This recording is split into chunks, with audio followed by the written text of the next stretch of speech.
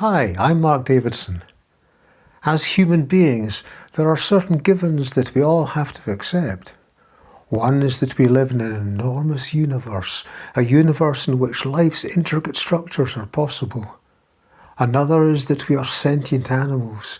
During our limited time within this universe, we experience our lives from the inside. We have perceptions and feelings. Like all animals, we constantly make choices about what to do and how to go about it. And since this is a universe where actions have effects, we're most likely to flourish when the actions that we do carry out are specifically those that will help bring about our flourishing. Another given is the facility that we human beings have with ideas. We can have insights about anything we can hold our attention on, even about what it means to be a human being, or about how the choices we make really should be made. Not knowing that we're living as we should be lies at the root of all sorts of anxieties. Coaching, at its best, provides a method for systematically coming to terms with the human condition. It doesn't try to define what makes for good choices or what makes for a good life. It doesn't offer any theories. Instead, it taps into the coach's own sense as a sentient being of what it would mean for them specifically to flourish and for those they care about to flourish. It guides investigations that bring clarity to the big picture of a person's life, providing them with an examined set of ambitions, an examined set of strategies for pursuing those ambitions, and a set of personal organisation habits and routines that enable them to prioritise the actions that most need prioritising.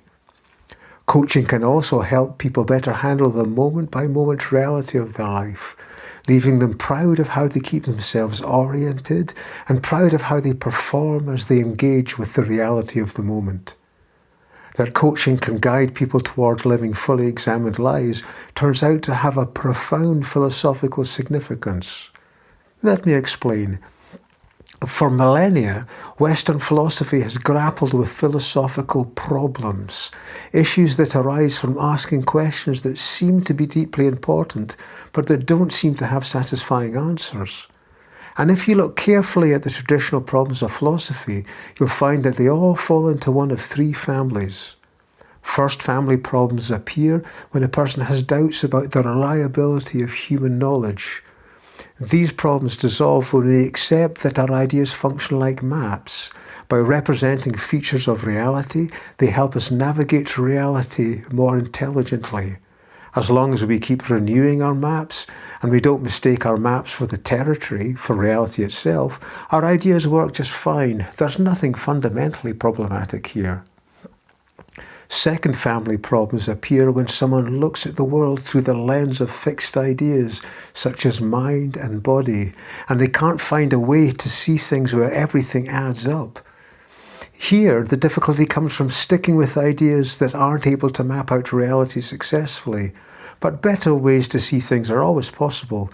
Nothing is lost by abandoning old fixed ideas, so there's nothing truly problematic here either. The third family problems appear where someone's not sure how to handle questions about how we ought to live, or about how to address concerns about matters of value, of duty, or purpose. And this is where Coaching 2.0 thinking is philosophically significant. It's true that as human beings, we do need to be able to find answers for questions of how we ought to live. The need for that clarity is part of the human condition. It's a given. Philosophers have usually sought answers in terms of universals, moral rules or ethical principles that could apply to all people in all situations.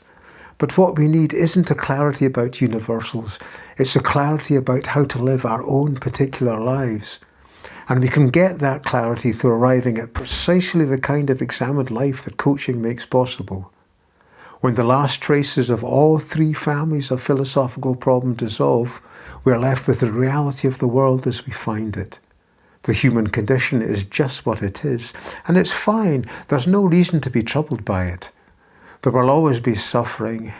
Those we love will grow old, their powers will decline, and they'll die. Us too. Part of the human condition is its limitations. And it's true too that there's a lot that's distasteful in the world. Superabundance and poverty side by side, the ineptitude and corruption of the powerful. Living an examined life isn't yet the norm. It's easy to imagine better worlds, but imaginings are just imaginings. They're part of the realm of idea. And when we look beyond our ideas at reality itself, we find exquisite beauty everywhere. It really is magnificent to exist and be sentient in a universe such as ours. Living an examined life isn't about living up to any ideals. It's not about any kind of perfection. It's about waking up to reality as it is and applying our capacity for insight systematically to how we handle reality. We can then relax and let go to the truths of who we are and the truths of the world.